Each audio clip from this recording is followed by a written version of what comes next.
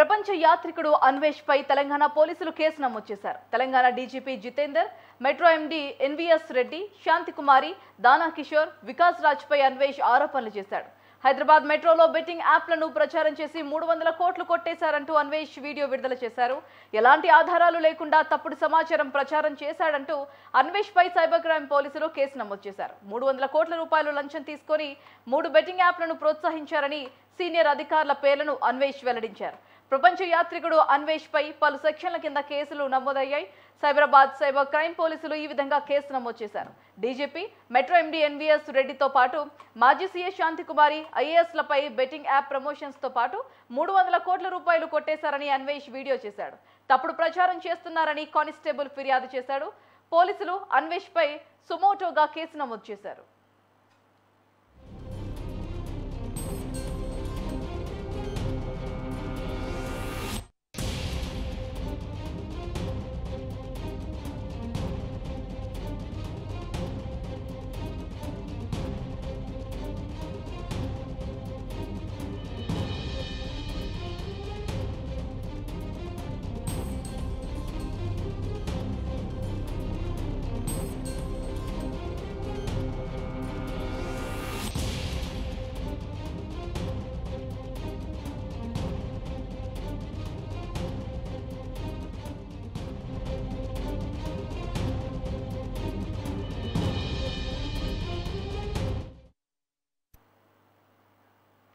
ప్రపంచ యాత్రికుడు అన్వేష్ పై తెలంగాణ పోలీసులు కేసు నమోదు చేశారు. Telangana DGP Jitender, metro MD NVS Reddy, Shanthakumari, దానా కిషోర్, వికాస్ రాజ్ పై అన్వేష్ ఆరోపణలు చేశాడు.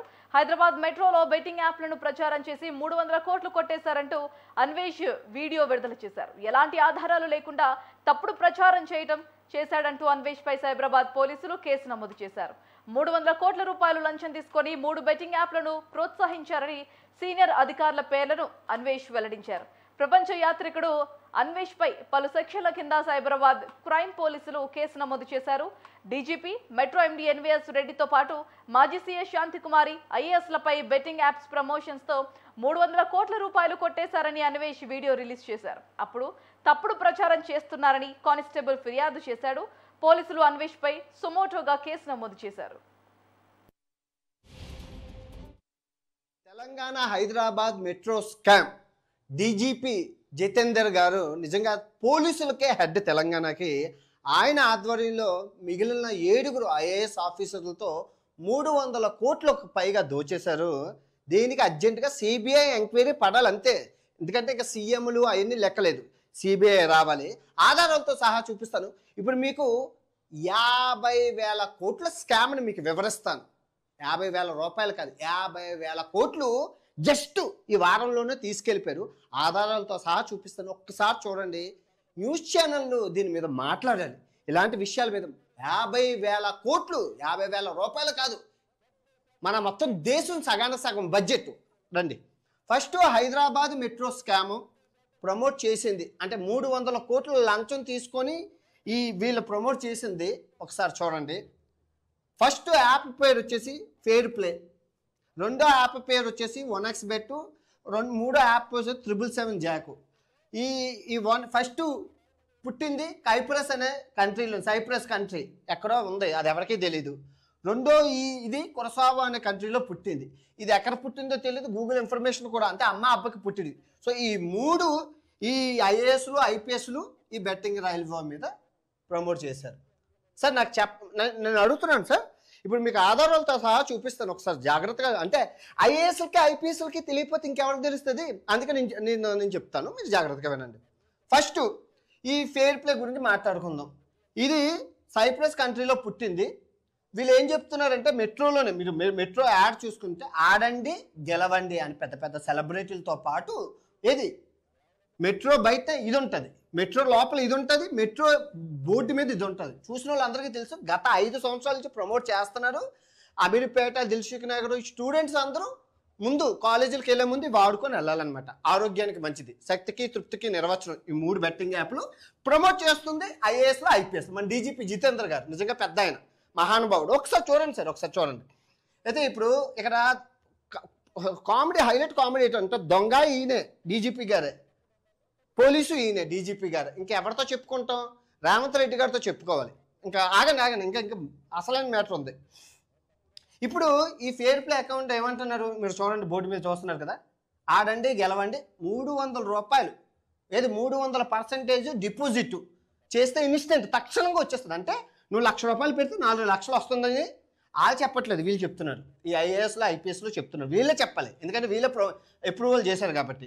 ఏం చెప్తున్నారు అంటే నువ్వు 1,00,000 రూపాయలు పెడితే 4 లక్షల రూపాయలు వస్తాయి అని చెప్తున్నారు. వెంటనే బాగుంది కదా ఐడియా. ఏం పని చేస్తే వస్తుంది? 1,00,000 రూపాయలు పెడితే 4 లక్షలు అక్కడే ఉంది, దాంట్లోనే ఉంది, యాడ్లోనే ఉంది.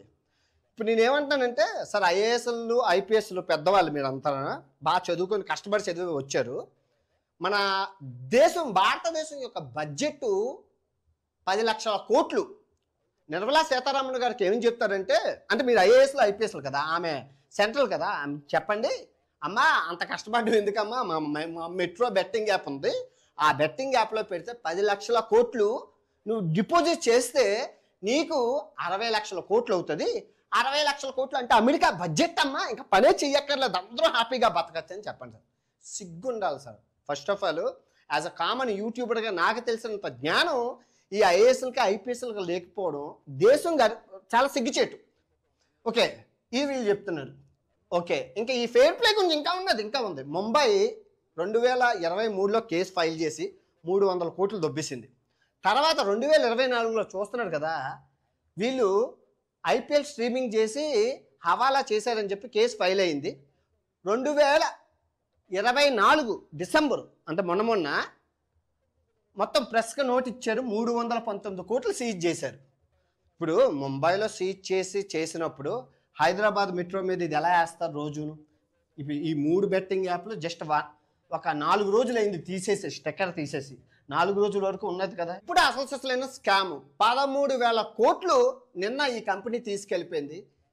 ఎన్ఫోర్స్మెంట్ డిపార్ట్మెంట్ క్లెయిమ్ చేసింది. ఒక్కసారి చూడండి, 13,000 ఏది 13,000 రూపాయలు కాదురా, 13,000 కోట్లు. ఒక్కసారి చూడండి, న్యూస్ ఛానల్ ఎలాంటివి చూపించారు. ఉన్నాయి దిక్కుమైన న్యూస్ ఛానళ్ళు, పచ్చళ్ళు అనుకోని ఒకడు, అదొకడు అఘోరి అనుకోని ఒకడు. 13,000 కోట్లు మన 3 రాష్ట్రాల బడ్జెట్, ఆంధ్ర తెలంగాణ ఇది వెస్ట్ బెంగాల్ బడ్జెట్ కలిపితే 13,000 కోట్లు జస్ట్ నిన్నే తీసుకెళ్లారు మన ఇండియా నుంచి.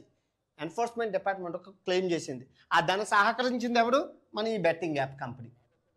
ఒకసారి చూడండి, దగ్గరగా 30 మంది టాలీవుడ్, తమన్నా, ఆ సంజయ్ దత్, పెద్ద వాళ్ళందరికీ ఈడీ వేయించి కేసులు వేసింది. అందుకే అంటున్నాను, ఈ ఇష్యూ మీద మటుకు సిబిఐ ఎంక్వైరీ పడాలండి, పడి తీరాలి.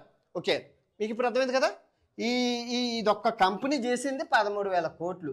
ఇంకా దీని అమ్మ మొగుడు ఈడున్నాడు, దీని మొగుడు ఈడున్నాడు, ఈడు మొగుడు 10 బెట్టింగ్ మ్యాచ్ ఉంది, ఆడు మొగుడు ఇంకోడు ఉన్నాడు, అలాగా 100 మొగుళ్ళు ఉన్నారు. అంటే ఎన్ని లక్షల కోట్లు అర్థం చేసుకోండి. ఇంకా అలాంటి 10,000 ఉన్నాయి. అరే ఈ దేశం అనుకుంటున్నారా, ఇంకేమైనా ఏదైనా అనుకుంటున్నారా? పేదవాడు రోజుకి పేదవాడు, డబ్బున్నోడు ఇంకా డబ్బున్నోడు. ఇది ఈ పెద్ద మనుషులు చేసింది.